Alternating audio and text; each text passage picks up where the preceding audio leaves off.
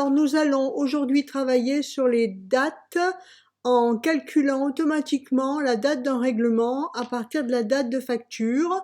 Pour cela, nous allons utiliser le délai qui se décompose en deux paramètres, le nombre de jours et si oui ou non on accepte que le paiement soit fait à la fin du mois.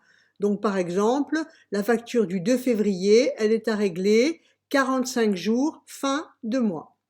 Donc ici, dans cette cellule-là, vous allez d'abord chercher comment se calcule la fin du mois. Donc on a une formule pour ça. Donc vous allez dans vos formules, insérer une fonction et vous allez demander la fonction fin de mois.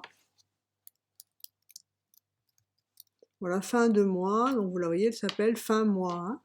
La voici. Alors cette fonction fin de mois, elle a deux arguments. Le premier argument, c'est la date de départ. Voilà. Et le deuxième argument, eh bien, c'est le nombre de mois avant ou après la date de départ. Donc on va mettre par exemple 0. D'accord? Donc quand je valide ici, eh bien, il me calcule automatiquement que la fin du mois qui correspond à la facture du 25 janvier, c'est le 31 janvier. Voilà, c'est compris. Donc c'est la fonction fin de mois que vous retrouvez dans vos formules. Ensuite, on va devoir calculer la date de paiement. Et la date de paiement, elle ne se fait pas forcément à la fin du mois. Elle se fait par exemple ici, vous voyez, 45 jours après la fin du mois. Donc dans ce cas-là, on va demander au logiciel de nous faire la formule suivante, égale. On va lui demander de venir nous compter le nombre de jours qu'il y a ici, qu'on va rajouter à la fin du mois. Donc on va remettre la formule fin de mois, la voici, avec la date de départ et 0, et on va ajouter le nombre de jours qui suit la fin du mois.